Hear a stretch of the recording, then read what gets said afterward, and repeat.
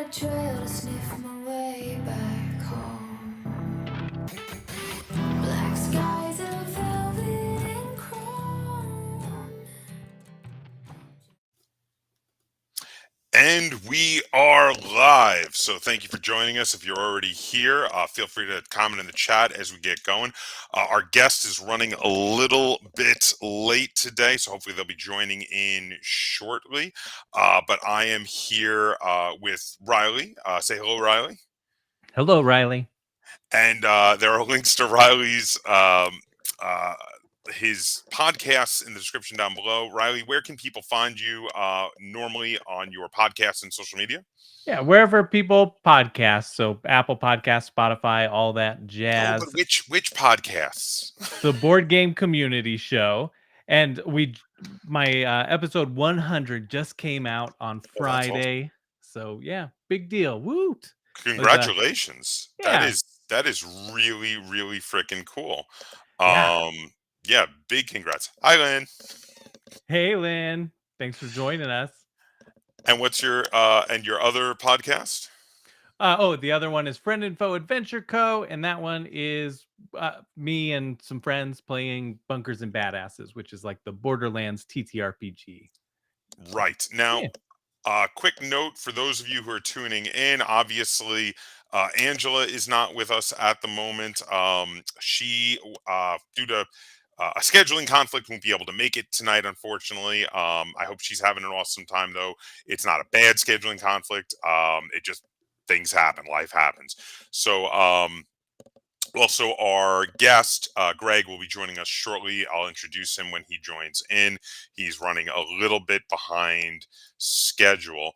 But until then, we're gonna start the discussion. We're gonna start talking about game design, etc. So, whoops, hold on. I think there's our guest, Greg. Hey, Greg. Hey, Greg. Hello, how's it going? So, Greg is the. I'm going to introduce him real quick. Greg is our guest for for this month's stream. Sorry, and he is the lead developer at Electi Studio, which is the company that is currently working on their upcoming release, Hobgoblin, a miniatures agnostic tabletop miniature war game, being lead designed by is it Mike Hutchinson? Yes. Yep, the designer behind Gaslands. Yes, who designed Gaslands, and also back in the day used to work for Games Workshop back when they were a good company, correct? Is that true? I don't think so. I think he did, unless I'm incorrect on that. I might be incorrect on that, but he was the designer of Gaslands, which I was a big fan of. It was a really cool miniature game that captured the feeling of movies like Mad Max and Death Race using Hot Wheels cars on the table, which was a lot of fun. It was a really cool game. I actually did a video or two on it on my channel, so people who regularly watch me will be familiar with it. So what else do you guys at Electi Studio have going on right now that you'd like to tell people about before we get started on our main topic? Greg, did you hear me? Uh-oh. Oh, did he freeze? I'm not sure if Greg is hearing me at the moment. Really strange connection issues. Oh, okay. Oh, can you hear me well, now? is there anything else going on? Now that you're back, is there anything else going on at Electi Studio right now? Correct me if I'm wrong, you are in the middle of a Kickstarter, right?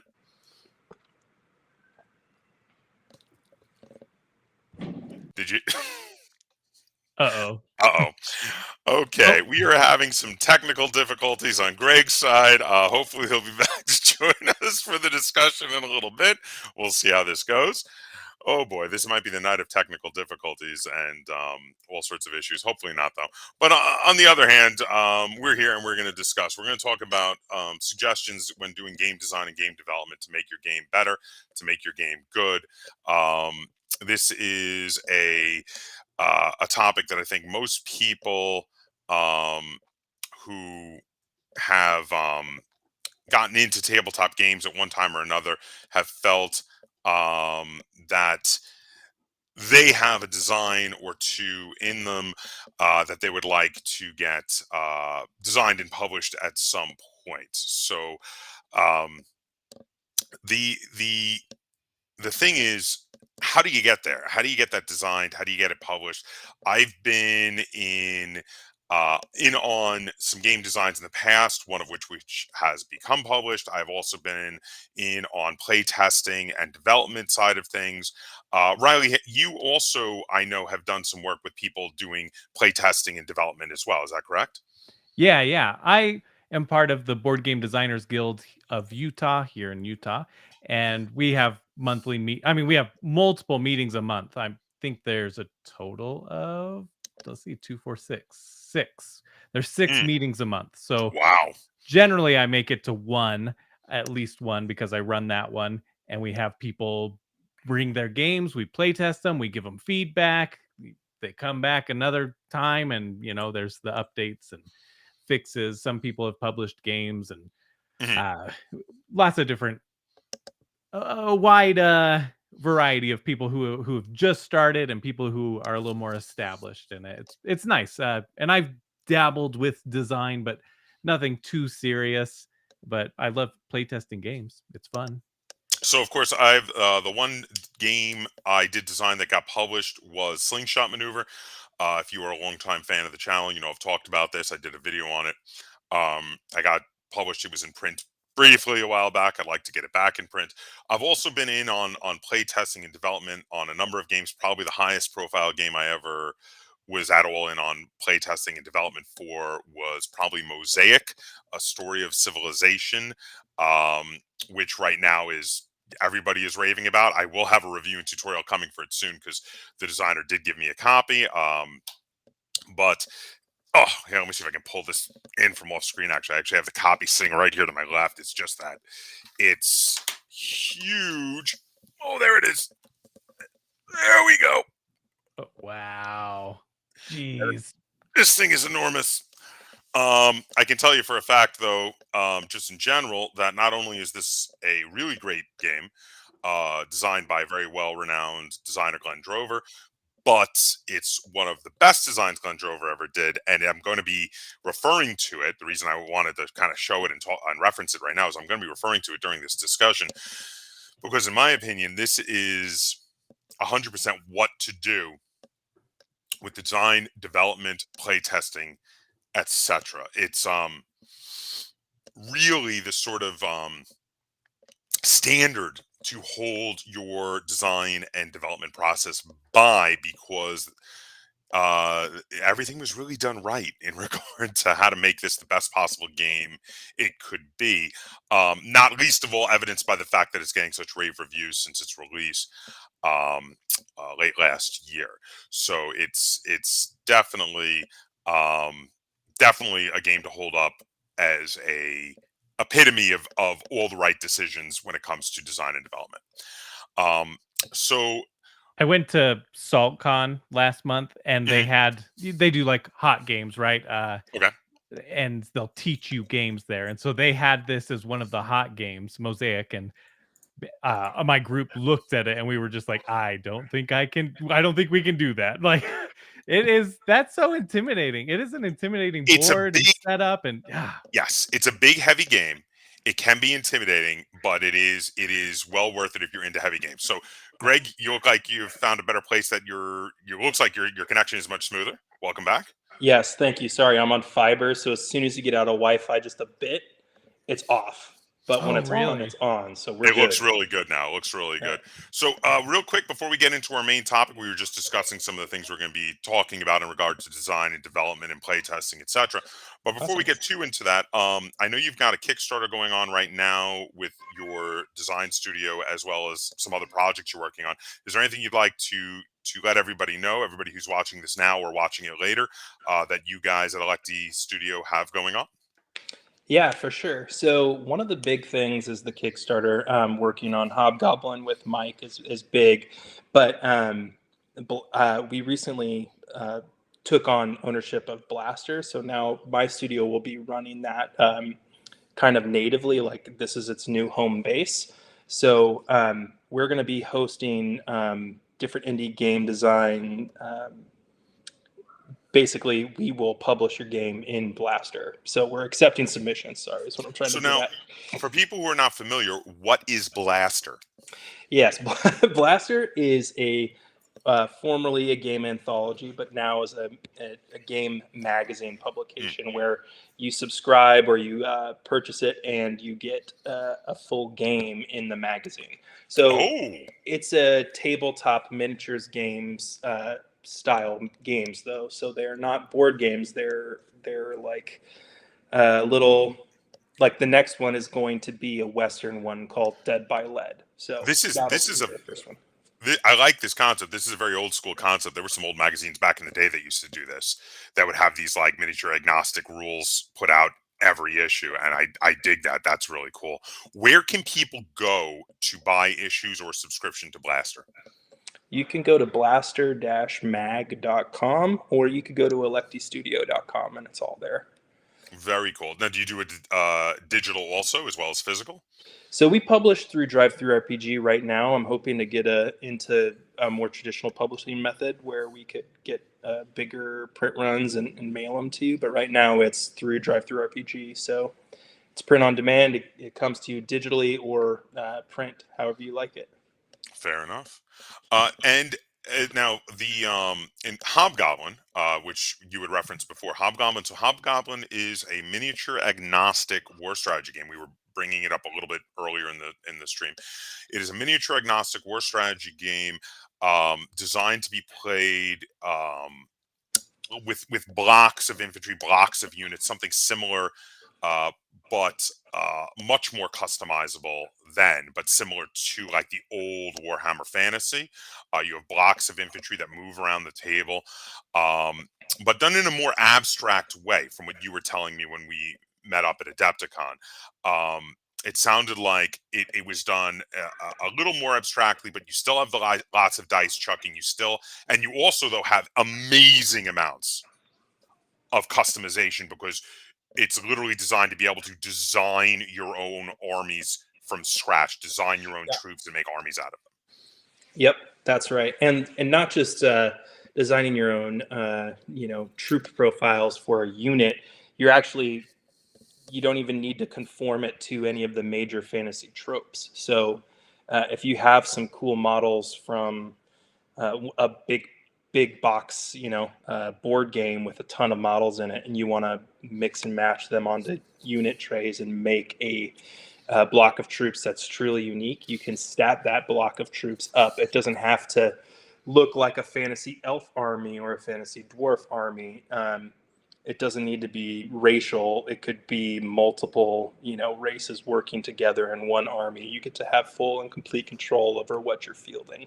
So, like, you could do, for instance, people who are old school and remember the original couple of Warcraft games from way back in the day. They were split into two factions, and each faction had many different races in it. You had the good guy faction, which had, the humans and the elves and the dwarves, and you had the bad guy faction, which had the orcs and the trolls and the, and the ogres. And you could do that. You could make a nice combined alliance faction with this skill set, which is really cool.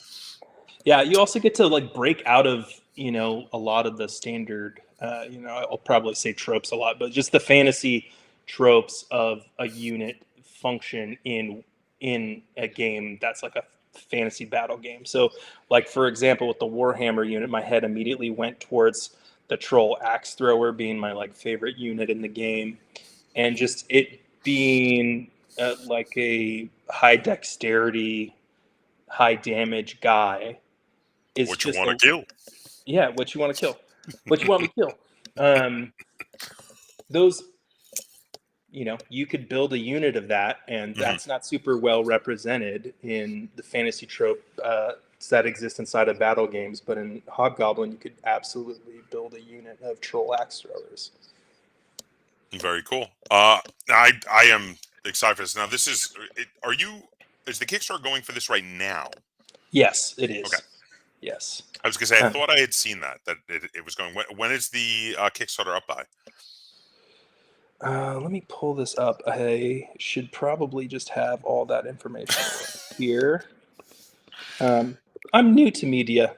Kickstarter. And again, for those who had just tuned in, again, that game is being designed by Mike Hutchinson. Yes. Who is the designer of Gaslands. And if I'm not mistaken, we were just saying that before, that I think he used to work for Games Workshop back in the day, if I'm not mistaken. I'm going to give him a hard time if that's true. But the Kickstarter ends in 22 days, which is May 17th. Right now we've got 664 backers, so we're away. I'm mixing him up with someone else, by the way. That was my mistake. That's okay. I thought it was. I was going to be excited if it was true. So that is my mistake. I'm sorry. I apologize. Okay. I'm mixing him up with a different person who had the last name Hutchinson. I'm confusing them. What is that guy's name? I believe that is Matt Hutchinson. Matt Hutchinson. Yeah, so that is my mistake. Sorry about that. No, it's okay. Thanks for doing research, at least, even if it's not 100%. I obviously didn't do it ahead of time. Oh, that's my bad. Digging. He did some. But no, I was a big fan of Gasland, so I definitely really like that. So yeah, and this game looks really cool. I am psyched for Hobgoblin. I like the customization. I like the concepts behind it. So it does sound really, really cool. Thank you. Yeah, we're excited about it. It is. It's been interesting watching people in like the Discord channel, which is all accessible through the Kickstarter if you go look at the story. But people are starting to share some of their unit ideas for what they want to do. Like they're putting, their hobby into it already and starting to build units of skeletons. Or one guy posted something that was very hobgoblin-y, and it was just like very abstract, dark looking dudes that just were kind of scary but didn't have like a very distinct fantasy trope, which is where Hobgoblin excels really well. So it's been cool watching the excitement around the game, and just people coming around the idea of not taking, just because this game is a big army shouldn't take 4.5 hours to play a game, or a strong 2.5 to 3. This game can reliably be played in an hour and a half, and you get to play game designer. That's just like a classic Mike Hutchinson vibe to a game, where you get to actually get in the shoes of the game designer at a big box game company and go, here's how I'm going to balance my army with these different keywords for strengths and for weaknesses to build something that I like to play. And then when you learn something, you're not stuck shelving your army. After your first game, you realize that your strategy wasn't very smart, or your units weren't exactly what you like to play. You don't have to just put that army back up on the shelf. You can actually, from game to game, tweak your army to make it feel more like what you want it to play like. And you can actually learn what works for you. And that's the whole point, is to open up the hobby for you, so that you're not stuck to, you pick up a model on the shelf in a game store, you're asking yourself, I need to check the forums. Is this a competitive model? Is this a competitive faction? The answer is, it is if you want it to be. Yeah, exactly. You pick up the model that you were, passionate about and wanting to build and paint, and you build and paint it, and then bring it in Hobgoblin. See, that's why that's so cool. I love that. And I love how one of the other things I really liked from what you were telling me, and I was paying close attention to everything you told me when we were at Adepticon, the units, so you build them and they're a certain size. The number of models that are in there is not really that important. It's really more just like, you have a block of troops that are this size, you figure out what the stats are, and they go. And then they just sort of move around the board, very chess-like, very strategic for their movement. They don't lose pieces from the unit. The size they start at is the size they stay at until they break and run from being run down from the combat, from being intimidated, from being morally broken, not morally, panicked, by being panicked from the fighting.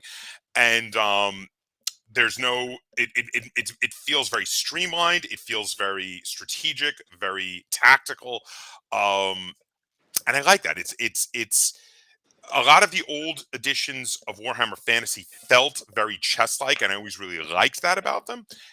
And what you were telling me about your game feels like it's harkening back to that. Yeah, you should feel like you're moving around big blocks of troops and feeling that reward for flanking and pulling off a clever maneuver or tricking someone into being near a forest so that you can hit them with archers or something. You know, it'll reward all of those behaviors. It doesn't simplify down to speed up. What we've done is like just taken a lot of the almost like the bookkeeping work that you have when you need to pull up how many dice do I get? It's a consistent number every time. So players don't sit there and have to calculate their, situation by situation how many dice they're getting. So we cut the fat there, not in the fun of maneuvering your block troops around and having that high level of that's what those games feel like.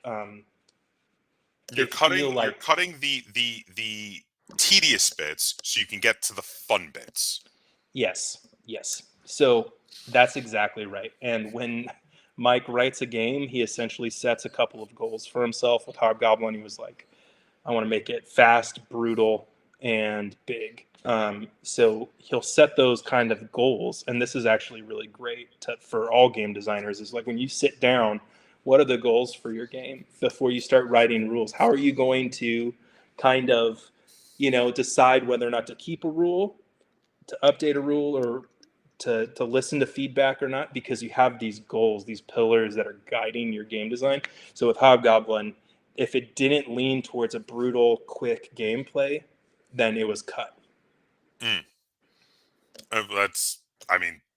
That's a good idea. I mean, obviously, if it's not suiting your goals, why keep it? That's something to definitely discuss as we start transitioning into the general topic of game design. So we're going to talk a little bit about ideas for both game design and game development, as well as a very integral part of game development, which is playtesting.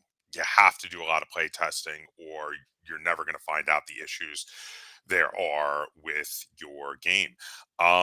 So now we were discussing some of our experience with game design and development, Riley and I. Now, obviously, you are the head of development over there. Do you have any experience with design itself as well?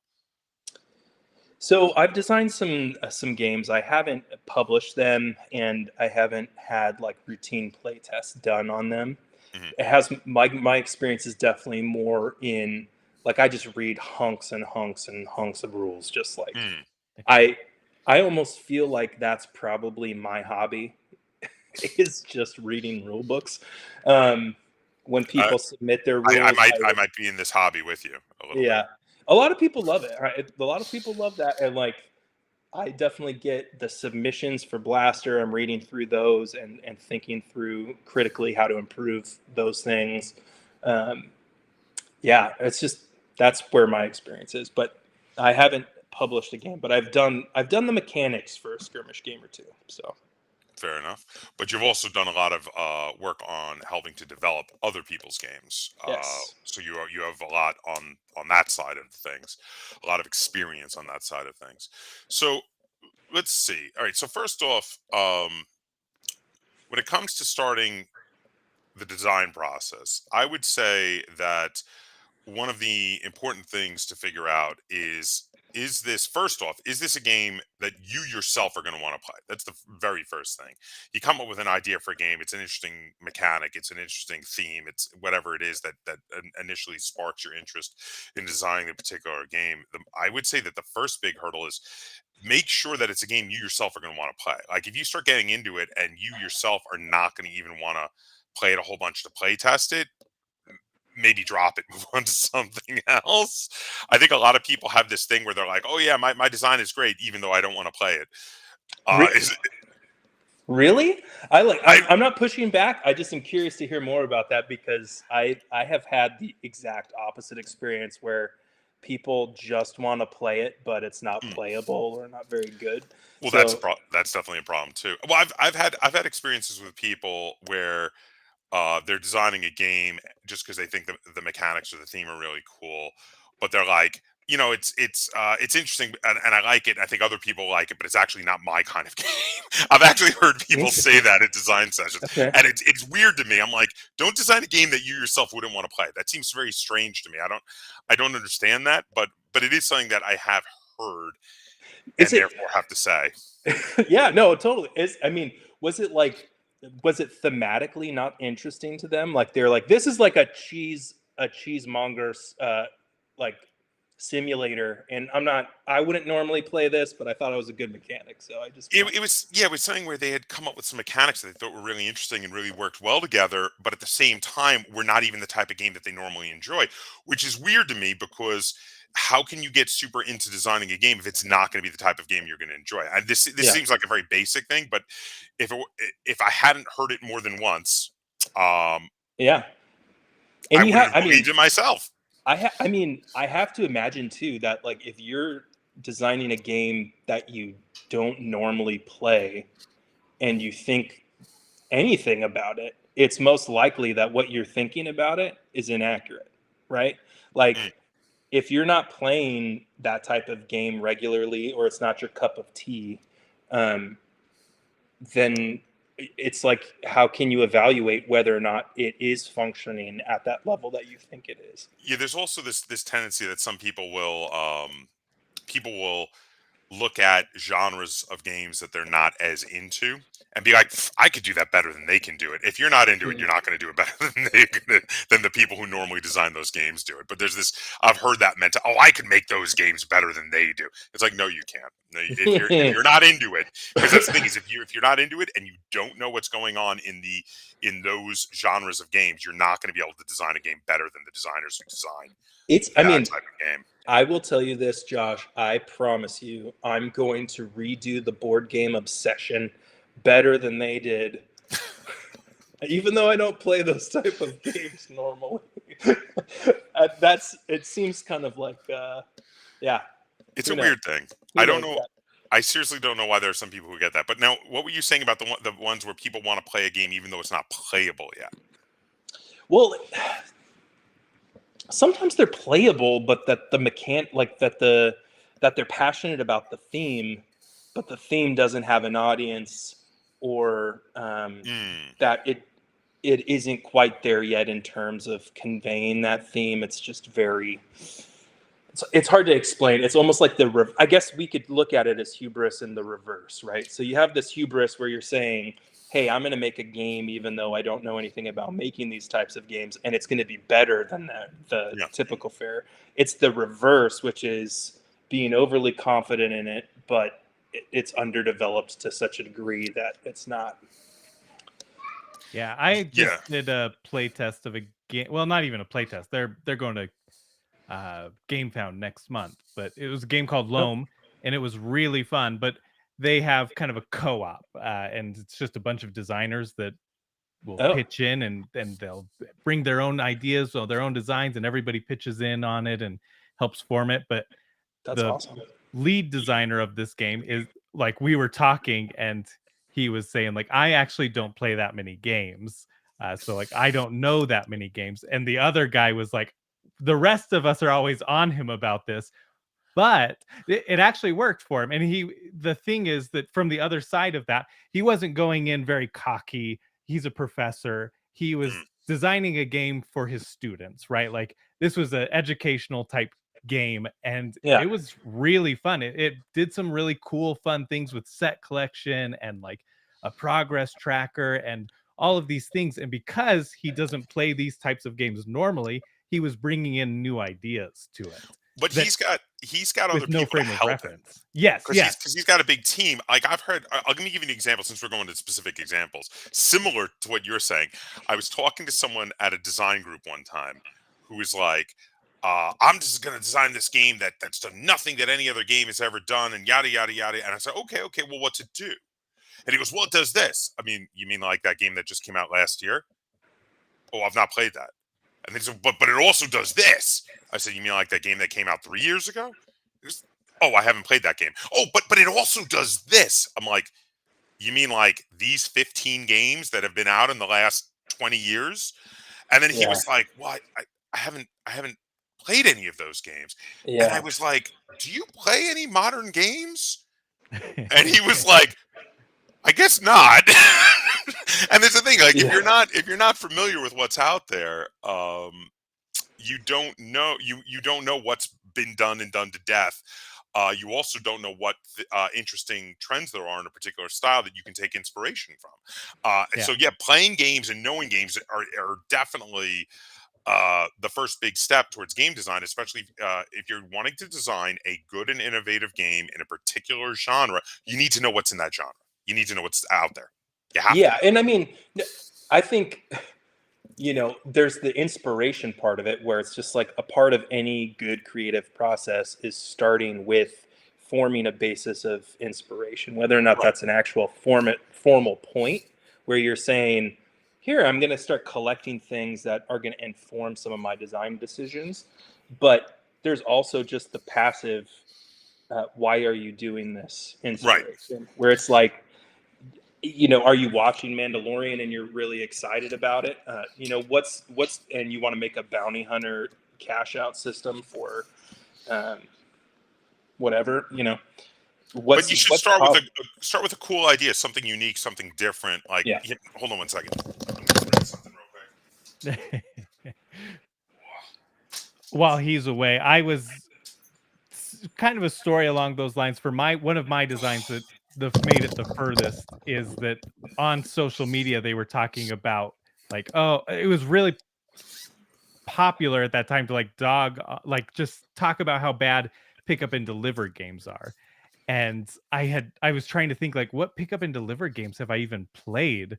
And I started love pick up and deliver games.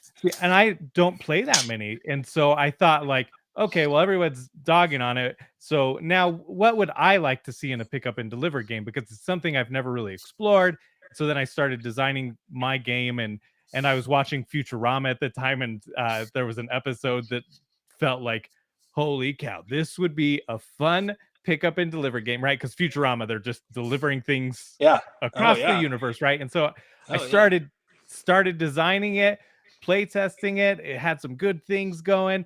And then eventually I played Outer Rim and I was like, holy crap, this is like, this has everything that I'm doing, almost everything I'm doing, all but like 2 or 3 things.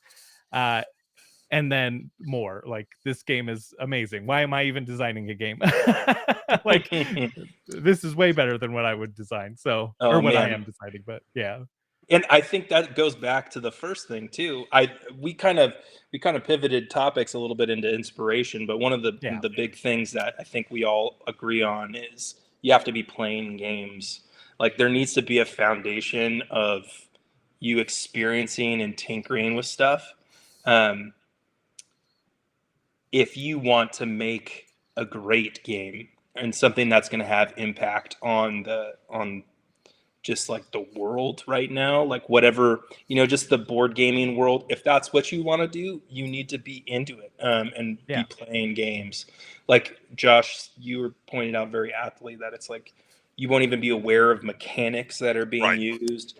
And if you don't want to be aware of those things, that's fine. Make a completely unaware game that's specifically for you and your gaming group. That's fine. That's cool too. But if you want to make a great game with impact, something that's memorable. Like, so when I was let me throw this out there because this is a very personal story. So when I was designing the one game that I got published, and I'm very familiar with games. I play a ludicrous amount of games. So I had started with 2 different concepts that I melded together. One was the thematic concept of wanting to do a game with military forces slingshotting around the gravitational pulls of planets in the solar system to be able to sneak attack one another, because if you fired your thrusters while you're on the other side of the world and then used the gravitational assist of the slingshot maneuver to move, your opponents wouldn't see you coming until it was too late. But I wanted to do that as an abstract game, and I was trying to figure out, well, what's a really underutilized like capture mechanic, movement mechanic, or one that maybe just like doesn't exist, like that I could use to represent this, because there's nothing there's nothing that would really represent this well in standard abstract strategy games. And then I came up with the idea of a very underutilized movement and capture mechanic from the classic game of Surakarta, where in Surakarta, you have to move your piece through one of the loops in the corners. You slide it through, and as it comes out, if it hits an opponent's piece, it captures them. And I was like, okay, well, this is a good starting point because most people don't even know this game exists. It's a classic game, but it's kind of obscure. Most people don't know it exists. It's a very odd mechanic, and nobody in modern gaming is making this mechanic work anymore. It's just not a thing. Like, you don't see it at all. And I play a lot of abstract games. I've probably got like 50 to 75 abstract games in my collection. Nobody's using this. So I'm like, this is an interesting place to start, and it could interestingly represent looping around worlds, but I got to adjust it.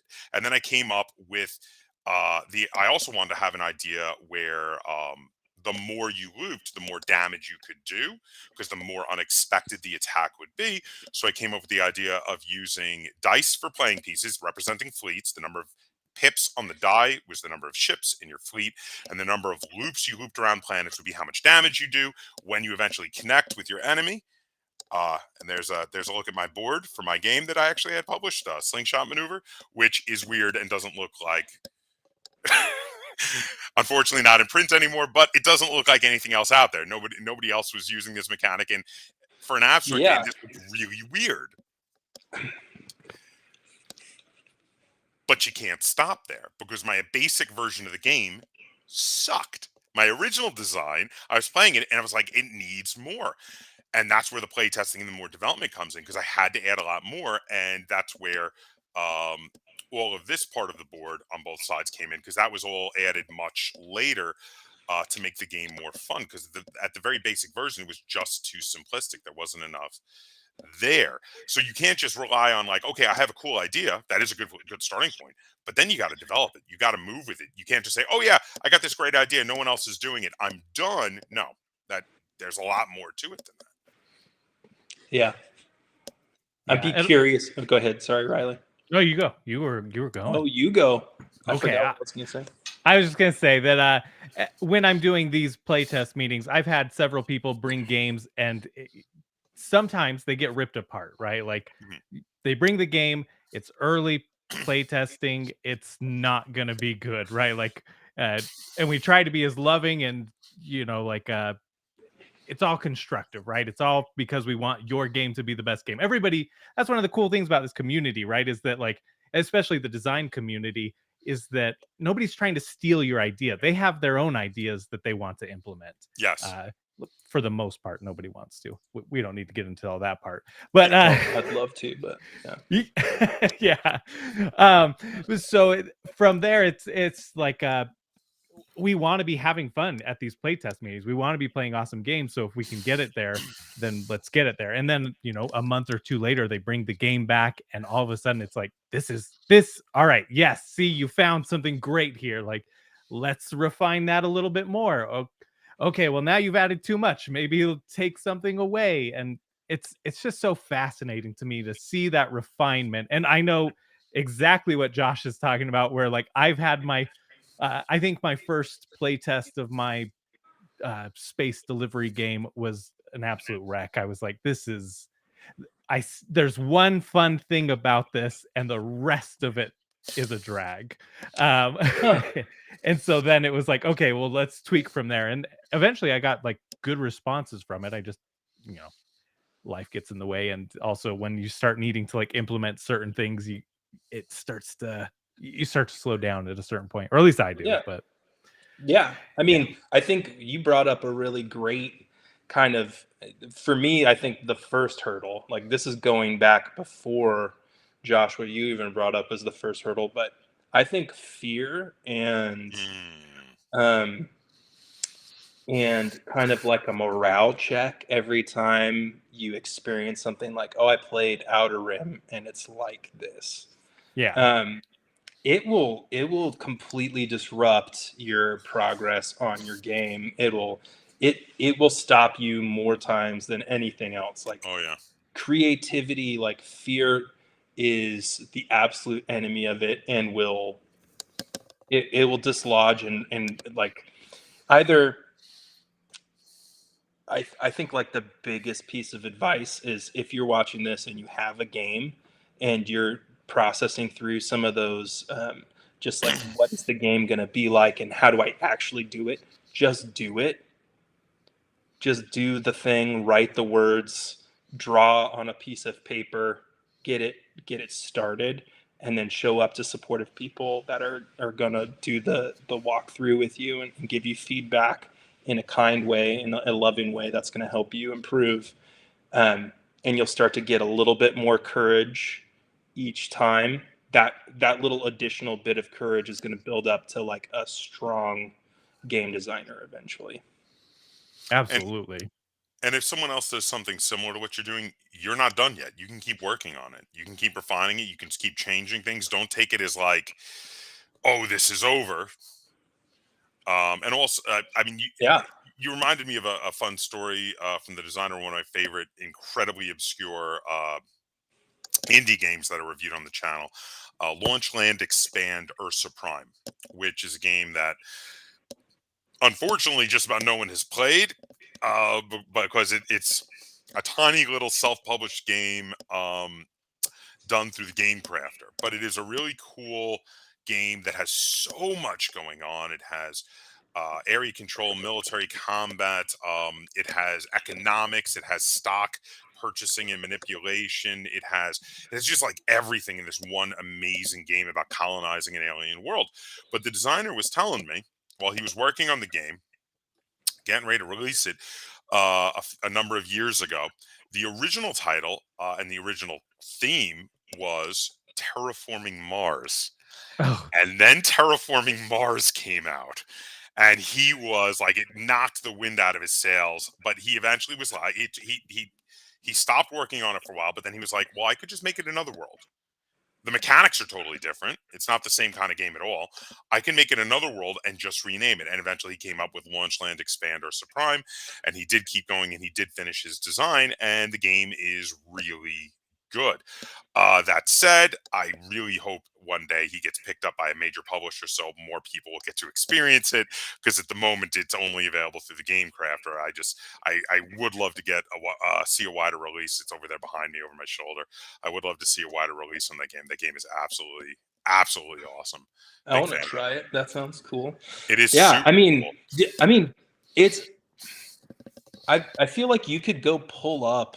Oh, you're pulling it down. Oh, nice. Oh, that is interesting. Launch, Land, Expand, Ursa Prime. This game is really fun, really well done. And here's a look at what the actual board looks like out on the table. I did a full video on it for anybody who's interested. I think. Yeah, I'll have to check it. I'll have to check it out. I think that's a great story because it illustrates that. What are we doing this for? Like, why are we doing it? It's like, and I think most of the time we get derailed from the passion that we have for making that game that we're doing because of something as silly as like a name, right? So it's, what's the Mars game? Terraforming Mars is the name of the game. And that's like a pretty generic concept. Oh, yes. Like when you zoom out, like big picture human concepts, like that's a pretty common idea, right? It is the first planet we would try to terraform. It's not as clever as you think it is kind of what I'm getting at. It's a conversation that we've had in society for a long time and a concept that's been around for a long time. Yeah. Yes. And like that is a really common issue with coming up with something and being creative is like elves and dwarves are talked about a lot. Like I have elves and dwarves in my story. How can I cope? It's like it is. You need to be passionate and own like what you're bringing to the table and like not let those sorts of things derail you and let, he doesn't have the same, or they don't have the same, exposure as Terraforming Mars, but it pushed him it pushed them to like create it is a him. Unique... The designer is a him. I just lucked out on that one. Yeah. So, you are creating a more creative game, right? That issue drove him to be more creative. That's what you got to do. When you hit that point when you're like, dude, this idea has been taken, like Riley with your idea for that space delivery game, you got to go, cool, what am I going to do to make this creative? That's a positive thing. That's a good thing. Yeah. Absolutely. And where I ended up pivoting to was like, well, mine will be a faster setup, a little more family weight, you know, like, yeah, definitely a lighter version of that. So it's not a dead game by any means, but you know, it definitely is just that whole, like, I stopped working on it for probably like 3 or 4 months. And then I went back at it with that like new, like, okay, here we go. Yeah, that game, that would take the wind out of my sails for sure. Cause that's a popular game.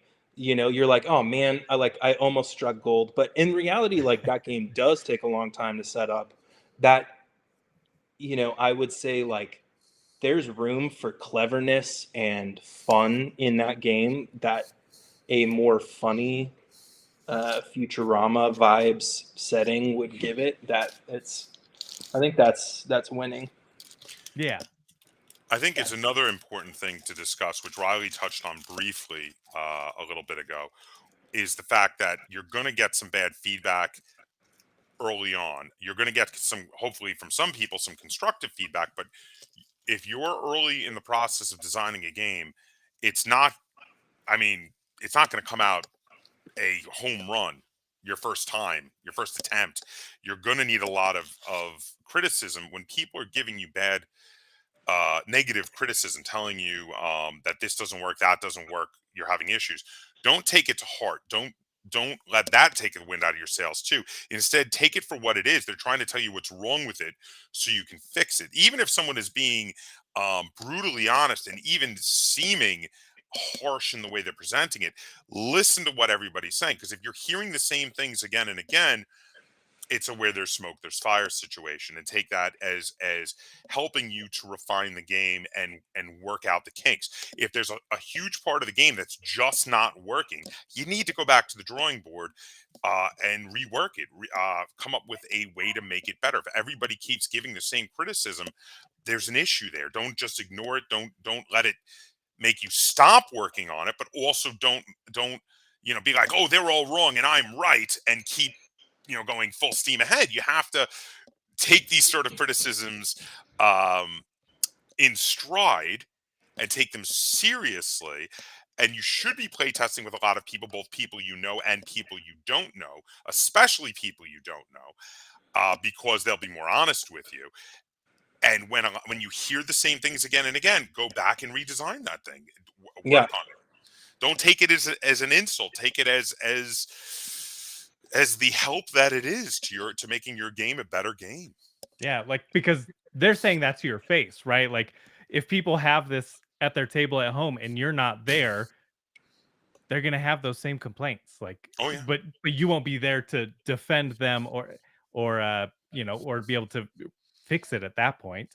One of the things that drives me the most crazy, and this is something that I am guilty of. I think that I think both experienced and new people to designing will often get defensive when they start hearing some feedback.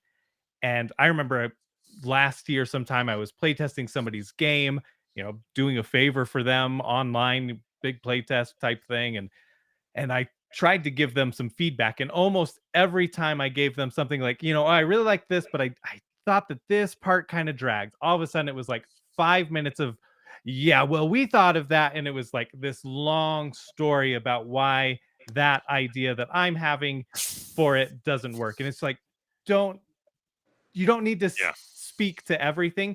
You can say that succinctly and be like, okay, that's interesting. Yeah. Like, so if we did it this way, do you think this would be more fun or less fun? Or like, make it more involved. Ask for suggestions. Exactly. Like, but don't get defensive, because then you're going to start cutting off, like, okay, well, why am I telling you anything? Like, you're not listening.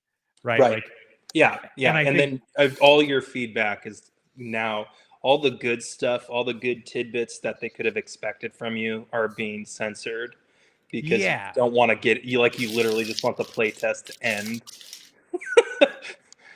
Like, I don't want to talk about it for 10 minutes, so I'm not going to mention this. Yeah, and I think exactly, yeah. And I think So this is a good kind of spin off to like when you're asking for feedback, listening. Yeah. You need to be tough, and you need to build a tough skin. And one of the things that I have found as someone who's very soft as a person, just like I take criticism very hard and all these things. When somebody comes at me with feedback, I always remind myself I'm just listening.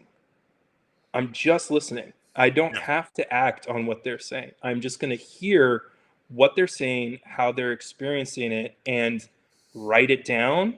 And I will act on it if it aligns with the goals that I'm trying to add up. Because if you, Josh, if we were playing BattleTech, I would have lots of feedback about how it could be faster and we could be assigning damage more simply and all of these things that would make it not BattleTech, and that wouldn't be helpful. And it would also be true, and it would also be my actual feedback.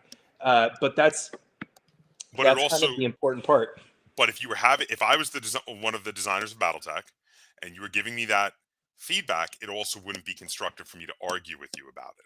Exactly. I should just write Yes. it down, say thank you, and move on. But realize that these sort of decisions, like if you're going to stick with that, like BattleTech's a good example. We're sticking with BattleTech for a moment.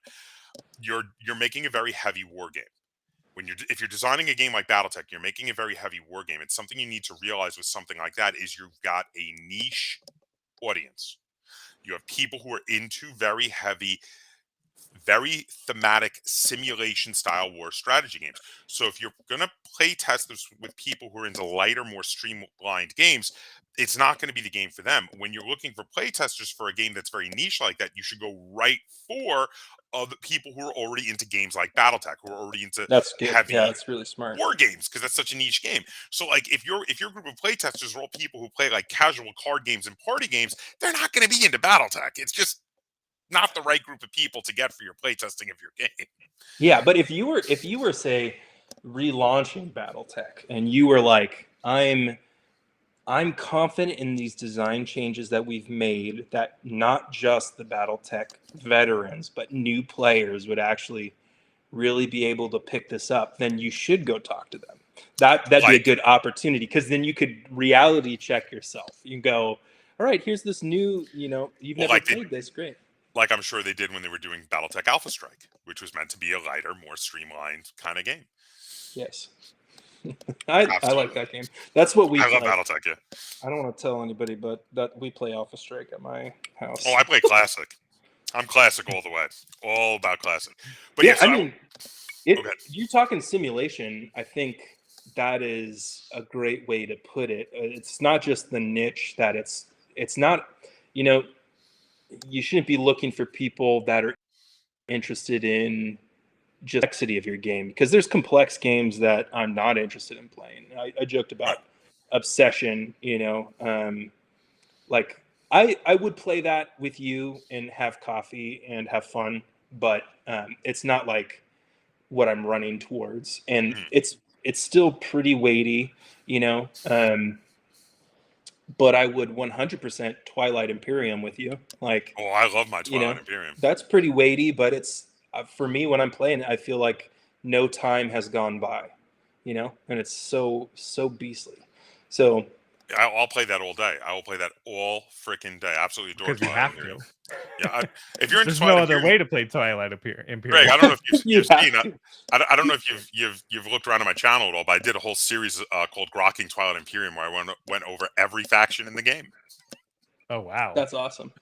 So I don't know if you've seen that, but so this is kind of crazy, but the first time, the sidebar that I think is interesting, just in the playtesting kind of segment here, is that the first time we played Twilight Imperium, we played it with me and one of my best friends and my brother-in-law. My brother-in-law's a gamer too, but we were both really on the same page, and we started playing Twilight Imperium at noon or something, and we ended in, I think, 4 hours, and then we decided to play again. And we played 2 back-to-back games of Twilight Imperium. And when we were trying to recruit our other friends into playing it, and they were like, oh, it takes ages. It takes 12 hours. There's no way we're going to play that. And we were like, what are you guys talking about? We played it back to back. It's super easy. This is so fun. And yeah, as soon as we added those players in, it was like, nope.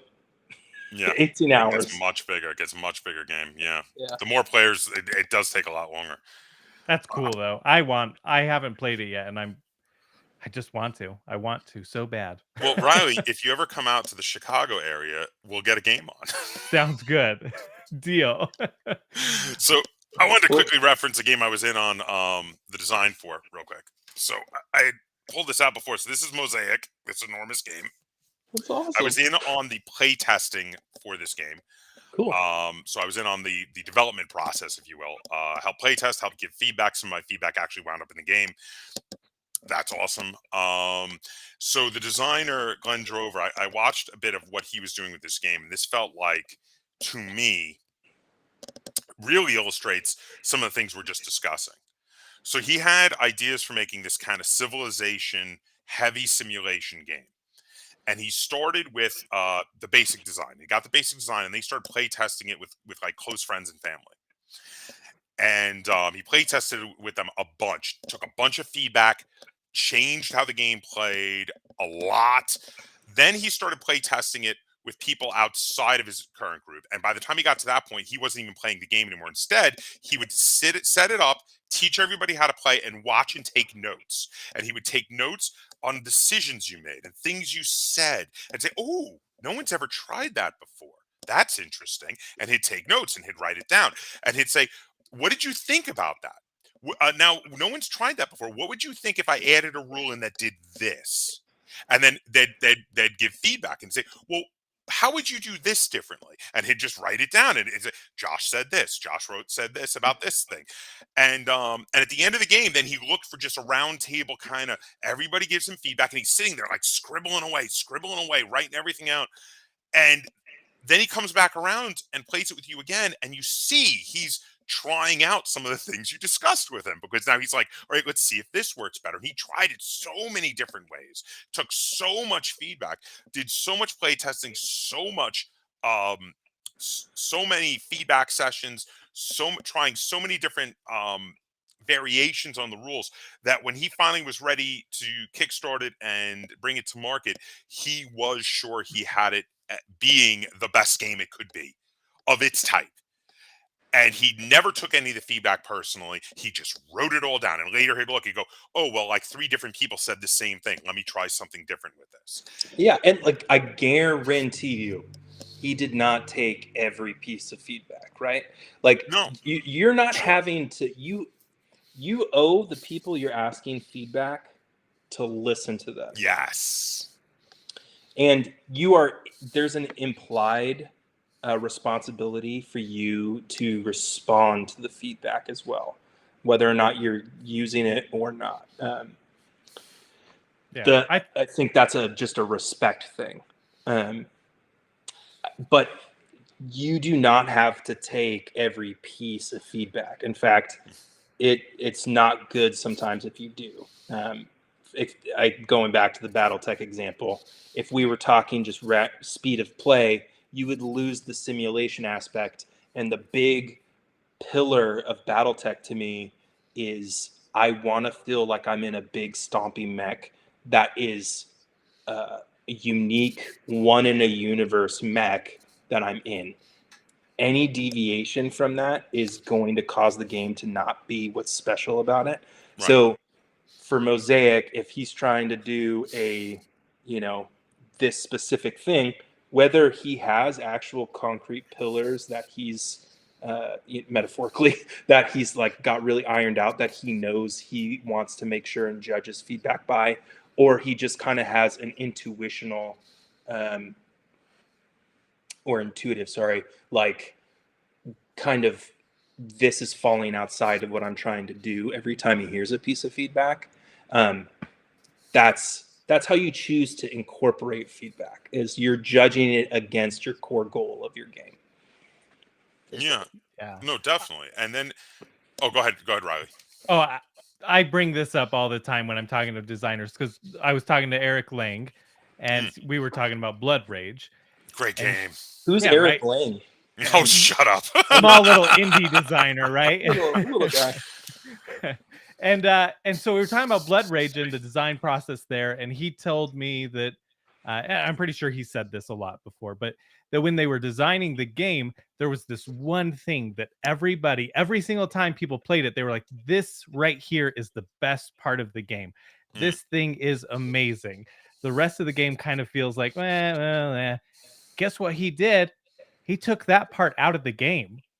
He took it out because he was like, there is no way to make the rest of the game match up to this amazing thing. So I'm going to take this, pocket it for later. And he said he still hasn't used it, but he has it like sitting there waiting. But it made the game overall better because it was like you had something up here, and that was a part of the game, but everything else was like down here. And so it felt that is like the crazy of Blood Rage. When you play Blood Rage, I'm always taken back by how equal and viable all the strategies are.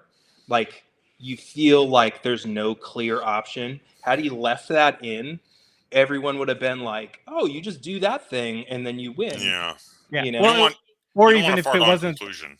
Yeah, if it wasn't even the way to win, but it was just the most fun thing, it would be like I really want to do that really fun thing, but I know it's not going to help me win necessarily. Like, okay.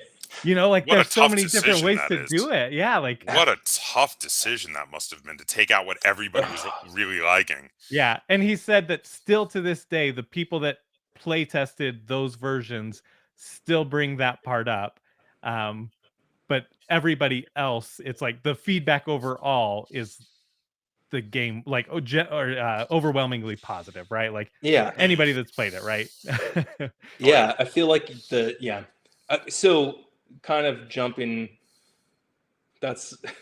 Do we have time for a sidebar story about doing the thing you're not supposed to do with the game? Sure, go ahead. Yeah. So at a convention late at night, we went to the board game library. We went to KublaCon, was the convention we were at. And this was my first convention. My friend had whiskey in like a little bottle or something, and we were sharing this drink. And I'm kind of a lightweight, and we're playing the first edition of Game of Thrones. And people are walking up excited because they think it's a third or second edition of Game of Thrones that was new at the time. And they're like, is this the second edition? And we were like, no. And they're like, you could see the look of fear. Like, they were like, oh God, these guys have no idea what they're in for on this.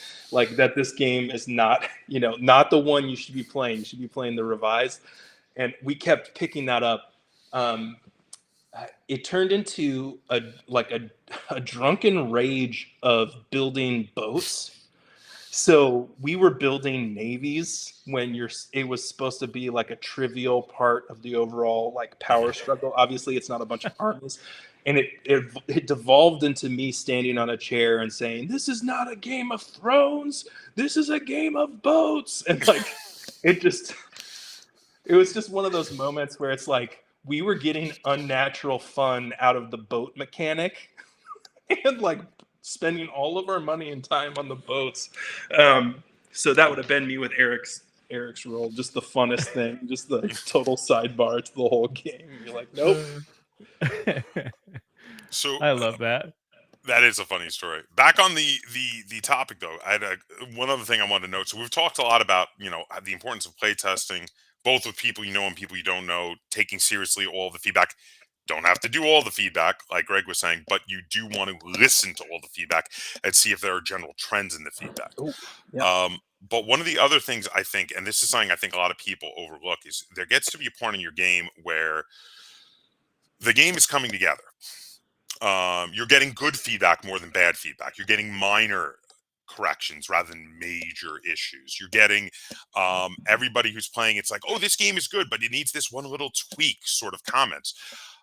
There gets to be a time when you're starting to just fine-tune those things. You need to work out a proper rough draft of the rule book, and you need to play test it with two people who have, or however many people that play your game, but you need to play test it with the number of people that need to play your game that have never played your game before, by having them read the rules, and you watch while they play and see if they can figure it out by your rules. Because it's a different thing when you're there to teach everyone. You're not going to be in everyone's home to teach them. It's another thing, can they learn by the rules you have written? And you need to make sure your rules are something that everyone is going to be able to get through and figure out your game by. Because there are a lot of times where people don't realize, like, oh, this game is great. And then they slap out some rules and don't actually have people proofread, try to learn the game by the rules, etc. And that is a really important thing that I think a lot of people overlook when they think they're basically done in regard to the design process. I highly recommend, in our creative process at Electi, what I do is I work with a couple different types of writing editors. So like people that have like English degrees, basically, that are also gamers, to play the game from the rule book. And when you're talking about a tabletop war game, it's all rule book, and it's like 40 pages or more of rules. So it has to be intuitive, and it has to be clear and consistent, and all of these things. But I think one of the key moments to realize is where it is in the refinement. Like if you're playing a board game or building a board game, like you're saying, it's a rule book refinement stage. It's a tweaking gameplay stage. That's like a stand back and watch phase. I'm weird, I guess. Well, I've talked to maybe one or two other people that design the same way that I do, in that they write the rule book first. So whenever I have an idea, I'll like jot down a 1-paragraph summary of kind of what's in my head, and then I immediately start writing the rule book and just going through it, and I'll have 10 pages or whatever, however many pages it takes to get the idea out, and then I'll read through it and I'll be like, okay, well, that's already conflicting with this. Like, so I'm already like play testing it in my head as I'm writing the rule book, and then going through it and revising it. I do think that that's a problem, though, because many times I don't actually create the game. I don't like, I have well over a dozen or two rule books written, and maybe I think I have like 4 actual like physical prototypes of games. So not other people are better at getting the prototypes made. I am a slacker at that part, but I love writing the rule books. I think that's fun. Well, I would say both people should try the other way. Oh, like, push yourself to do the no rule book, playing the mechanic out on the table a couple of different ways, and then finding what works for you and in your headspace, like doing it. Because I get in a tangle when I start with the Word document and start writing. So I have to, I don't know. I have to kind of try flip it. I have to do both to make it work for me personally. But yeah. It's always interesting. I mean, there's always the discussion of like painter sculptor, where are you the type that's going to add stuff to it, or do you start with something big and then chisel away at the mechanisms and refine it down to what it is? There's a lot of like little game design terms like that. I like that painter sculptor analogy, because that is the 2 ways to come at it. Yes. Yeah. Add or subtract. Yeah, like you're not gonna hit it. I think the only game that's ever been hit perfectly was the Vlada Chvátil Codenames. When I guess he came up with that idea in a night, and he wrote it out, and then he spent like 6 months playtesting it, and ended up coming back and saying, I got it right the first time. Like night 1, I nailed it. And he playtested all of these other wrong ways to do it. But I mean, that's a very the thing about that game, though, is that that's a party game with a very simplistic set of rules. If the simpler your set of rules, the less alterations you're going to need by the time you're ready to come out. If you're coming out with a more advanced game, you're going to need a lot of alterations. You're talking about a game where the rules can fit on 1 page. But I mean, I'd put it to you like this, actually, kind of as a challenge to that, with the code names being perfect. It's like every time I play that, I'm like, why aren't these cards square? It's a 4x4. Right? It's like a grid, right? and you're supposed to like visually make these as you're coaching people through, you're always jumping over that design hurdle of Mhm. like, wait, where is this in the thing? And the only thing I can think about with that is that if they're square, then the orientation would, like you'll have when shuffling up cards or something, it's probably like, you're gonna have words that end up upside down, but sideways, the other they have sideways, that like problem with the small ones, and they currently, like, at least in the version of the most recent one I've bought was like they have like a big word for the correct orientation and a small word reversed upside down for the but other side. So it's nobody like, ever looks at the small word though. Like because if it's it's not upside equal. down, It's yeah, not it's it's not not equal. visually equal, which Yeah. would be great in a square. You can make it visually equal. And this is That's why true. I think pillars are super important. Like, you need to set goals. Is my face frozen on your screen? No. No, you're going good. I'm in a terrible place right now. It needs to be, you need to have a pillar to justify like what the goals of your game are, so that you can say, I need to edit this. But I then need to, sometimes, and I like your analogy of the pillars. You were talking about it earlier yeah. on. You have your pillars, your main game design, main goals you're going for. But sometimes you get to a point where you actually need to abandon one or more of your pillars because your game has grown beyond them. A great example of that is a design story I heard from the designers behind Wasteland Express Delivery Service, which of course was a very successful and amazingly awesome heavy pickup and delivery game. Um, when they were designing Wasteland Express Delivery Service originally, two of the three designers were originally on board, and when they were originally designing it, it was supposed to be this game about space Vikings. And the thing was, the game had kind of evolved and changed, and how the game played had changed quite a bit. And they got themselves into this position where the game played well, but it didn't represent the theme at all anymore. But like one of their pillars was they had started off with, we're making a game about space Vikings, and they kept feeling like they couldn't abandon that until they brought on the third designer, and they started helping them bring in some new mechanics and nail some stuff down. And they said to the first two designers, you guys know this doesn't represent the theme at all, right? And they were like, yeah, it's because we started with this theme and it Yeah. used to really represent the theme. And he goes, you need to do away with the theme. Like, we need a new theme on this game. And Yeah. they got rid of it, and it became Wasteland Express Delivery Service, a game about delivering goods in the post-apocalypse.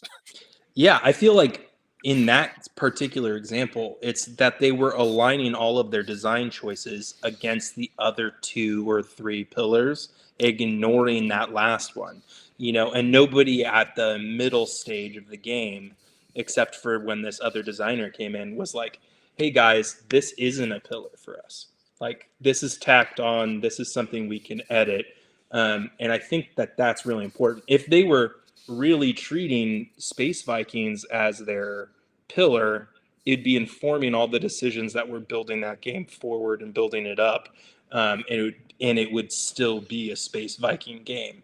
But because they literally deviated from that towards something that would fit a different theme better, they were focusing on the right things for that game. It was like that game kind of, and I think you will see this when you start playtesting a game and start working it up from a beta into a more public thing, as you watch that game evolve, and it's like the game is telling you what to do.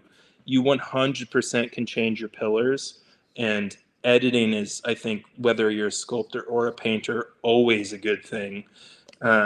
So yeah, don't be afraid to. I saw Orson Scott Card speak at Comic-Con, and he was talking about writer's block. And he was saying that when he wrote Ender's Game, he didn't have Ender in it. And he's like, there's something like that I need to do. And he scrapped his manuscript, or at least like culled his manuscript and then rebuilt it with Ender. And that's what, like, the book called him to do something kind of different and reorient and he had to make a tough call and push through it and do it, but it can be done. And it can be like with Blood Rage, that edit, that big edit, having that choice to go, Blood Rage is going to be about equal decision making, like having equal things to choose from. That was a brilliant edit of Hip Pillar, Yeah. Taking the one thing out so that everything else can stand tall. Mm-hmm. Yeah, exactly. Because I mean, you can come with very, very basic pillars. You could say, I want to make the most balanced game possible.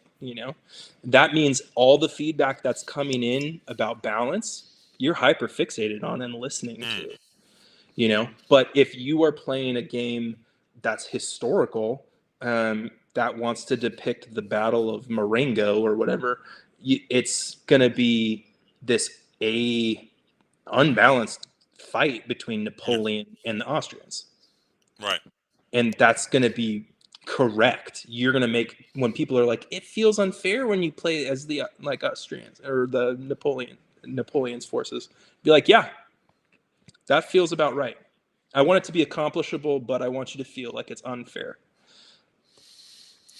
Well, that is one of the issues with making a historical game, is that if you're playing a historical game that have multiple sides in conflict with one another, to be accurate to a historical period, balance is not going to be one of your pillars. It's just not, because there's no such thing as a real historical battle or war where they were like, okay, we got to make sure both sides are balanced, guys. That's not a thing. So yeah, it depends again. So in those cases, balance might not be one of your pillars. On the other hand, if you're trying to make something that is not to represent a specific battle, but just thematically represent the Napoleonic Wars in general, and you want to have balanced combat, you want to be like, okay, you make your own battle, your own forces, your own military based on militaries of this time period, and we're going to have balanced battles, then balance would be a part of your game design. But if you're representing a specific battle, well, you already know who won that battle, and the odds are obviously in their favor. Yeah, but it's strange to me, it's strange to me just in general, like Napoleonic games like Risk, that it's just like, that's just not how things are. Like, we play all these war games and we're so obsessed with it being fair. Well, so there's, in regard to balance, people who want to play games competitively want to have a equal chance and win based on their strategy and tactics alone, and it's an understandable desire. Now, if you're playing a historic game to reenact battles, that's not the case. But if you're playing a historic game for the thrill of the competition and don't care about the specific sides of a particular battle, it's understandable that you would want to have an equal chance to defeat your opponent that they have to defeat you. I can definitely, right? It depends on the situation too, where it's like, if it's historical and you want to play it competitively and you think like, okay, well, this is what they did and it didn't work historically, so how can I make it better, right? Maybe I can pull it off, maybe Yes. I can pull off But what Napoleon could not, like. But any which way, regardless of what kind of game you're making, there better be a chance for everybody to win. Yeah. Because if there's not, no one's going to ever want to play the side that literally there's no chance to win. I mean, Right. It's very difficult with asymmetrical games, and it's very difficult when you're trying to represent a particular struggle in history. But you want to make sure everyone has a chance to have fun playing your game, and you want to make sure everyone has a chance to win your game. Because if there's a specific side that nobody ever wins, nobody's going to want to be that. They're just not. So that is something you do have to take into consideration. I mean, asymmetry will never be perfectly balanced. Yeah. Guaranteed. But when you play Twilight Imperium with all of their asymmetrical factions, now this is not historically based, but we were talking about Twilight Imperium before. So many factions, no way they're all balanced. Certain factions are so much stronger against certain other factions, but every faction has a chance to win. It is possible, and every faction has a darn good chance to have fun playing it. It's always funny I love co-op games. Those are like my main thing in both video games and board games. Love them. And I think around certain video games and board games, I know in the design guild, I've had this conversation many times about like, well, how do you balance it? Oh, balancing this and that. And it's like a lot of us in those conversations are like, why does it matter that much? Like, if you're all working towards the same goal, and yeah, somebody's going to be like a little bit more useful than you, like, that's okay. But then your power is going to be very important at a certain stage too, right? Like, if somebody can move one extra time, that's going to be feel useful every turn. But if somebody can turn in 4 cards instead of 5 cards, that's a very powerful move, but like used less often, right? It's I just think it's funny how the balance of all that, the balance in co-op games is, some people are like hyper fixated on it, and I think that it doesn't need to be quite as balanced. I'm just going to address the elephant in the room. We Yeah. lost Greg. Hopefully he's I going to be saw back in a that. moment. I do think that the more important thing than perfect balance, and I understand the desire to want different roles and different sides of a conflict to be balanced, but the more important thing is that every role or every side is enjoyable. Because the most important thing is that the people playing your game have fun. Yeah. Now, Oh, if you're playing a co-op game, the roles being balanced is far less important because you're all on the same side. But in a multiplayer game, the balance does become a more important issue because the players are fighting against each other, and you do want them all to have a good chance to win and all have a good time. You want them all to have fun. I mean, that's bottom line. If people aren't enjoying playing your game or aren't enjoying playing one of the factions or roles of your game, that faction or role needs to be reworked so that it's more fun. It does, or no one's going to want to play it when it comes out. I mean, I think yeah. that's I the was most thinking important of thing. like, I mean, this is co-op, of course, but Spirit Island has the complexity ratings, and so there's simple to very complex, right? Like, Mhm. so as somebody who's new, I would not want, or like if you were new, I'm not new at it by any means. If you were new, you would not want to start with a complex one. I had somebody start with a complex one once, first game, and they didn't love the game, and I think it was because that was way too much for them to handle. Um, but for me, right, like that was it's a really interesting thing. It's very complex. There's a lot of little nuance to it. So I think that's the thing with some asymmetry things is if they're clearly listed like this is good for, maybe a difficulty rating of just like Mhm. easy, or like beginner, novice, expert type thing, whatever. But Um, again, but yeah, I balance. do think that balance is way more important in competitive games than Oh cooperative yeah. games. Because in cooperative games, if you guys win, you all win. The more important Yes. thing is that every role has fun. In Yeah. a competitive game, you want everyone to feel like they have a chance and to have fun. So, but it is the big difference between the co-op and the competitive games for sure. Especially because with competitive games, inevitably it brings out the competitive spirit in people, and people think about like, oh, I want to run a tournament of this. And if you're running a tournament, you don't want everybody wanting to play the same faction. You should have people with different favorite factions, and there can be factions that have bad matchups against certain other factions, etc. But you want them all to have a chance, and you want them all to be fun, and you want people to have a variety of favorites. So that goes a long way, I think.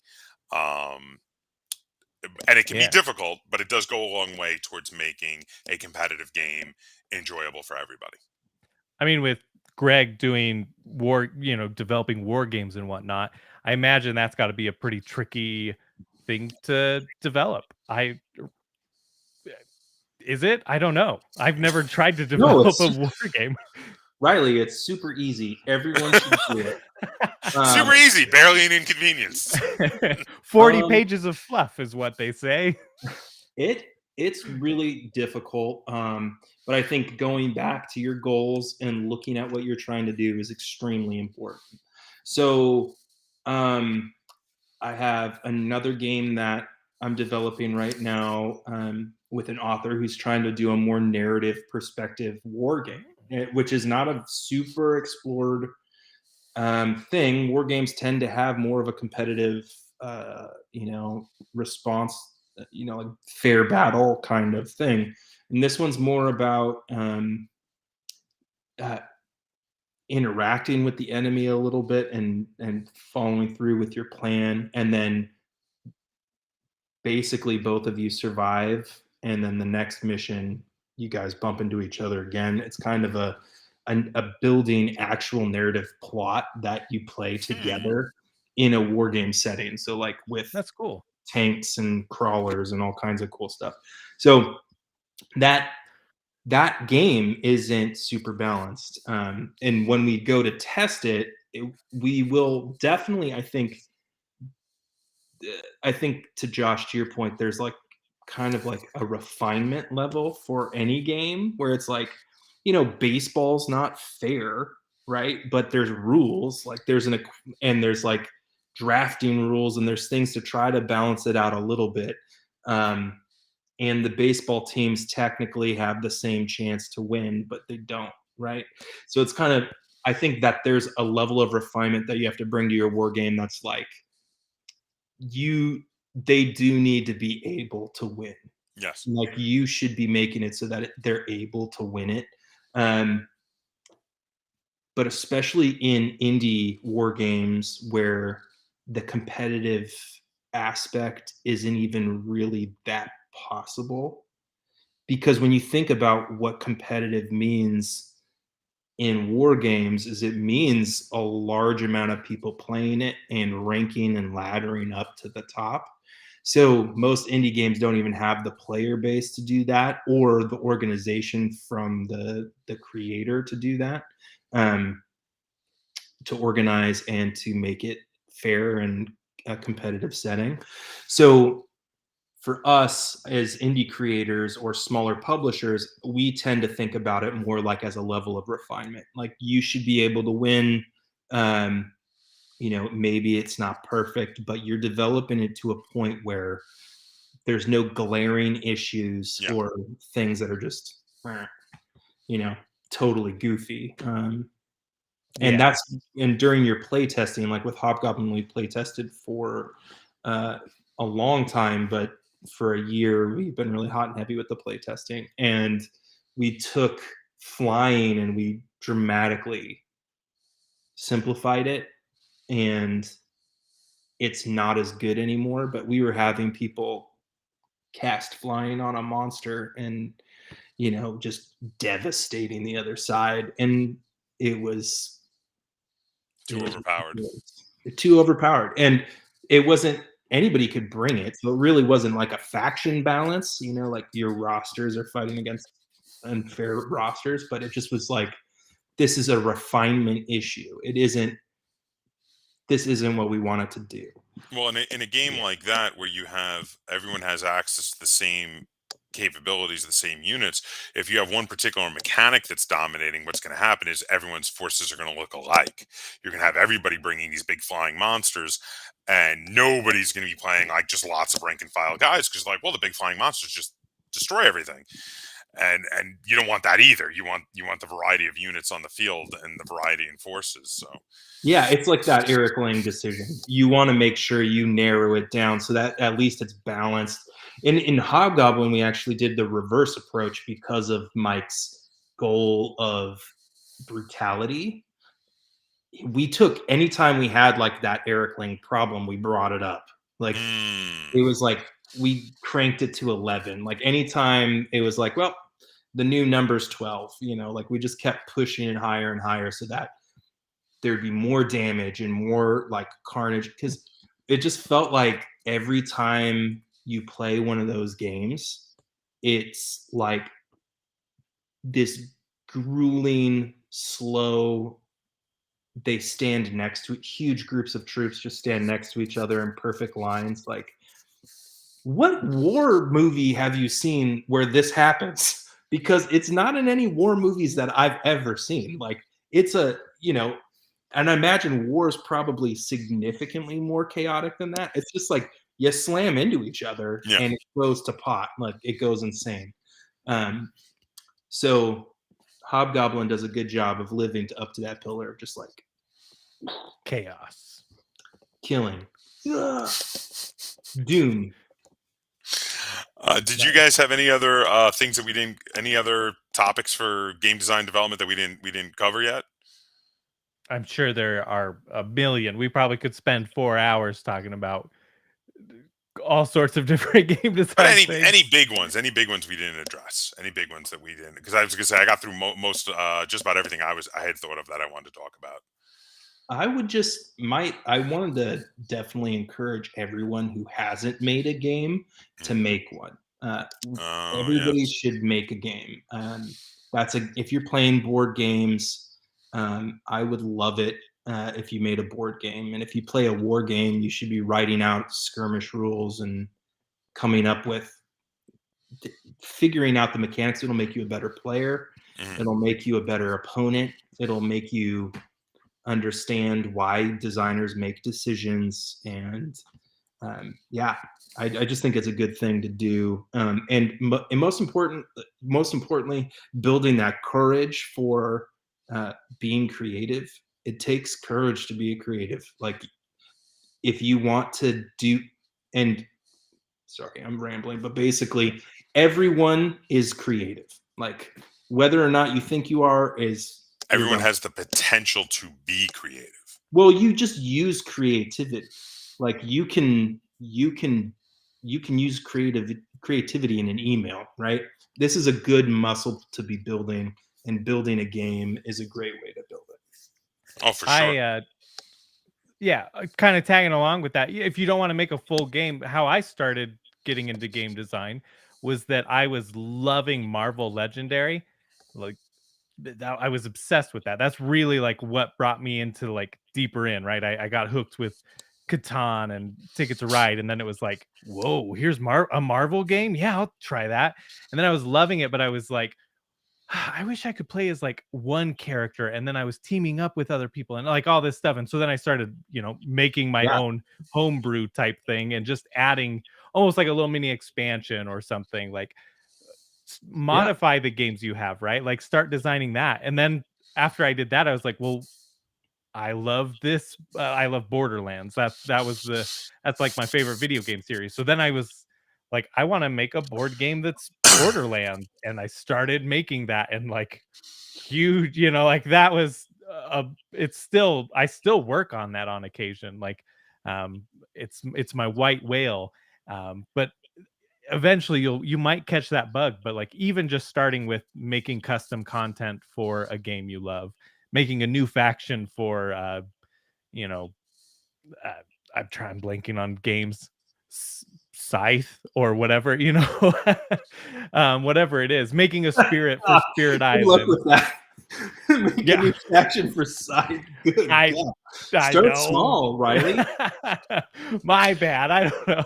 My entryway point into design was always try to make something that you wish existed, that isn't already out there. Now, again, that falls back to our much older point about know what's out there, and know what games are available and play games. But I've always like games that I've worked on have always been, boy, I wish a game existed that did this thing. Yeah. And then I would work on that thing. Even back to when I was a kid in the 80s, when there were a lot less interesting games out there. My brother and I would design our own like board games. Most of them were usually some sort of war strategy fantasy game, but it was usually to make a design that at the time didn't really exist out there in the world. That's my big thing. A good place to start is start with an exercise to create something that you wish existed, something unique. Dude, I mean, that's a great way to put it. And when I was in third grade, this is kind of like when I started designing games. When I was in third grade, my friends were playing Dungeons and Dragons, kind of that they spun up themselves. It was like an oversimplified roll of 6, you kill the orc kind of thing. And my parents were super religious, so I couldn't like play those games. but like for some reason, like brutal, dark sci-fi stuff was totally on the table. And I was like, dude, I want to make a Doom RPG. And I took the Doom rule book and kind of like spun off stats for the armor and for the shotgun and for these different things. And it, I played it once or twice and we had fun with it. It wasn't genius or anything, but it's just that you don't need a video game team to develop your game. You just need a piece of paper and an imagination. And that's what's beautiful about tabletop games is that, you can that Josh, your board game would be a very complicated video game, I'm sure. But on paper, it's doable and fun and unique and innovative. Like we can do it. Like it's just writing. Yeah. I have to chime in there because 3rd grade, I also made I was making a Zelda little pen and paper type game of, I just did a little cutout square of Link and you would move around and I'd have like treasures you could populate a dungeon with. And we loved Stratego. And so we took a Scrabble board and made a character for each letter and an ability. And it was way too complicated. But at the same time, right, we were 3rd grade and just like making games like that. Like, I mean, you can do stuff like that. I mean, that's the thing with prototyping too, is you don't need to completely draw something up. If you have something that kind of works already, a board from another game or pieces from other games, you have prototype pieces. Oh, yes. I always hold on to games that pieces from games that I want to reuse for prototyping for sure. Yeah. Pandemic Legacy is like my prototype kit, essentially. Like the first 2, we haven't played Pandemic Season 0 yet, but I have everything from the box of both. Every time I've seen a couple of marketed, here's your prototype kit, and it looks like Pandemic. Yeah, like pretty much like colored cubes, pawns. It's like it is, yeah. Discs, yeah. And here's your million. Whoever's watching this to the end, here's your $1 million like board game idea. You mentioned the Scrabble. Like my grandma had that Scrabble Deluxe with the plastic grid where you could like drop and fit things in. How tight was that? Like, I feel like that's a board game that hasn't come out yet that we'd all like, where it's like kind of fitting pieces together with that grid. It's just so satisfying dropping pieces in that. Yeah, there you go. There are ones that do things like, I think the new like Azul has that same kind of thing, but obviously on a very small scale, right? Man. Like, yes, things like that. Yeah. Oh, that kind of brings up. So Josh, you were talking about like the play a bunch of games. Yes. But no matter what you do, there is probably going to be a game like what you think of. Like every time, I love Rob Kramer. He's the designer of the Grand Carnival, and he's in our guild meeting every time. I love it because he has like an encyclopedic knowledge of board games, whether he's played them or not. And so every single time somebody will play test the game, he's like, you should play this, this, and this, because this is like this is like that, like, and I love it because it's like, this will help you refine this. He's not saying it like, you're wasting your time because this already exists. It's always like, oh yeah, play this so that you understand this and what works there, and then how you want to tweak it to make it work for your game. And that is a great recommendation to have for someone to tell you, hey, these games are similar to what you're already doing. Take a look at them. You could learn something from them. Yeah. I think if you are, again, just lean into the courage state when you bump into mechanics that are similar to yours, that's not necessarily a discouraging moment. You can say to yourself, oh, okay, I am onto something. People do understand this mechanic, and here's how I can refine it to make it better or interesting or fit my theme better. That's huge. In fact, I think Board Game Geek has like a filter where you can just go deck building. Yes. And you can actually go like, hey, I'm making a deck building game with dice rolling, cards, and its theme is fantasy. Like you can pull up games that are like that.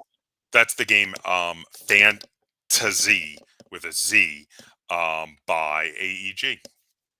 Fun game. What is that? I don't know it. Oh, it's a You game you just described. You described a game that exists. It looks like a cross between fantasy and Yahtzee. It's Fantasy.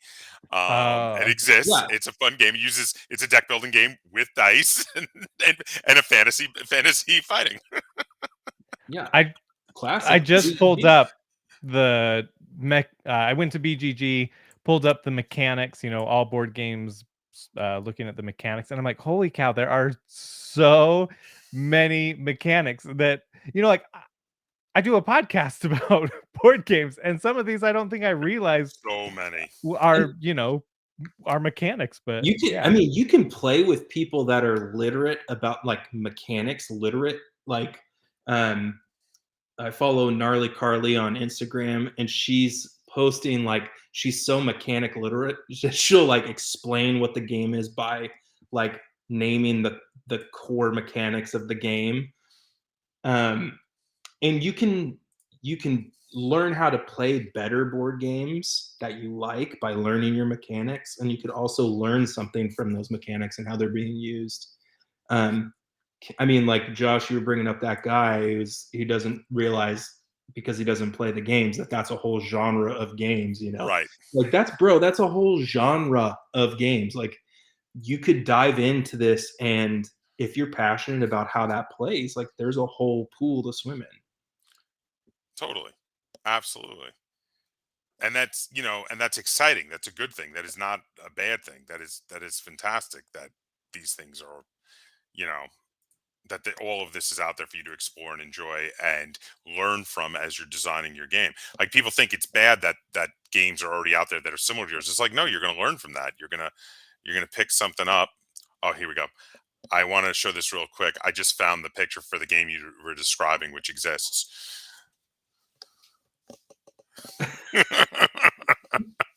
Okay, so shout out AEG, John Goodenough, game developer there. I've worked with him on some stuff, just doing some design work, but he's a game developer. It was fun talking to him on the phone. But yeah, AEG baby.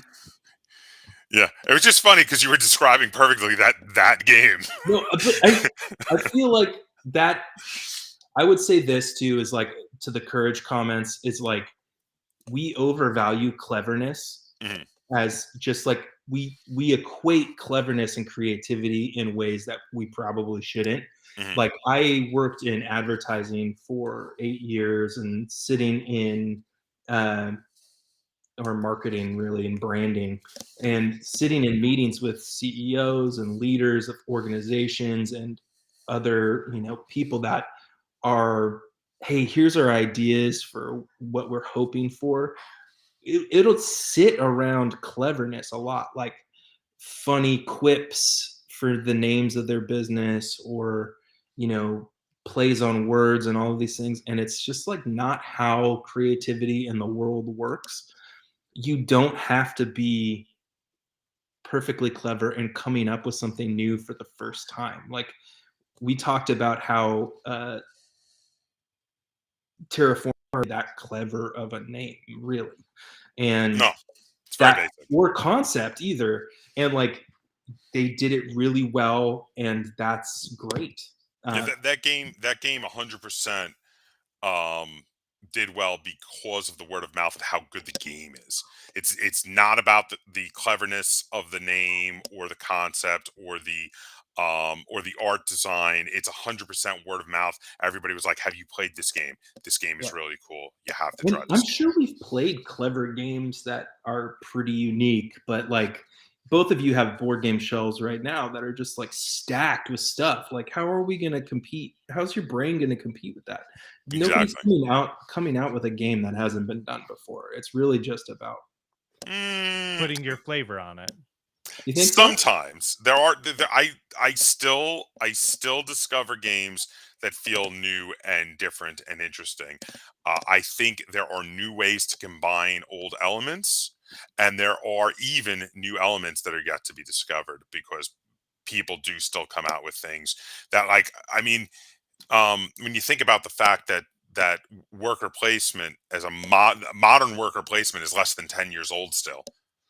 This is a fairly newer genre, and now it's become one of the biggest genres in board games. Yeah, and I mean, I think I agree with you in the terms of like feeling like it feels new. You know, like I bet if we did the digging, we'd find something that the mechanic hadn't adjusted to that design term of worker placement. There were predecessors to it. There was an earlier worker placement, which is very different. But yeah, if we pulled up like whatever the first worker placement game is, do you know what it is? Most people generally say that the first modern worker placement game was Caylus. Before that, there were earlier games that obviously Caylus, which actually now it is over 10 years old. My bad. That was 2005. Come on. But bad estimation there on my part. But Caylus is generally considered the first modern worker placement game. Okay. By most authorities.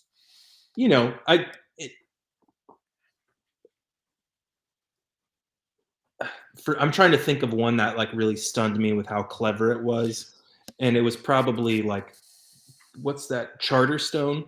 When I played Charterstone for the first time, it was a worker placement, but it had this element of like, it was a legacy.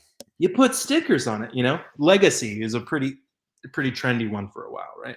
Oh yeah. But I'm very hit or miss with mostly miss with legacy games. I'm not a huge legacy person. Riley will disagree with me on that. I love legacy. I mean, I like it. I just, how do you wrangle people into playing a game more than once? Like that feels like. With my group, everything is different games every time, so it's difficult for me. The only time I get people to play the same game again and again is like for like a role playing game. Or if we're specifically playing certain war strategy games, but for board games, it's different games all the time. So that's a little tough. That's why those don't really hit off for me, unfortunately. Yeah. But we're getting kind of off topic. I think we've kind of run the main topic through its course. I think this is probably a good place to call it. So if everybody who tuned in tonight, thank you so much. Also, anyone who's tuning in the future, I hope you really enjoyed this. Feel free to comment down below. Again, check out Hobgoblin over on Kickstarter, and check out, what is the name of the magazine again? It's called Blaster. It's available in PDF or print on demand form over at Drive-Thru RPG, but also you can get it. List your website again. Electi Studio, electi-studio.com. And you can find it there as well. Check out the links to Riley's podcast down below. I hope you guys tune in again for our live stream next month. Again, last Monday of every month, we'll be doing a Game Night Insight episode. And until next time.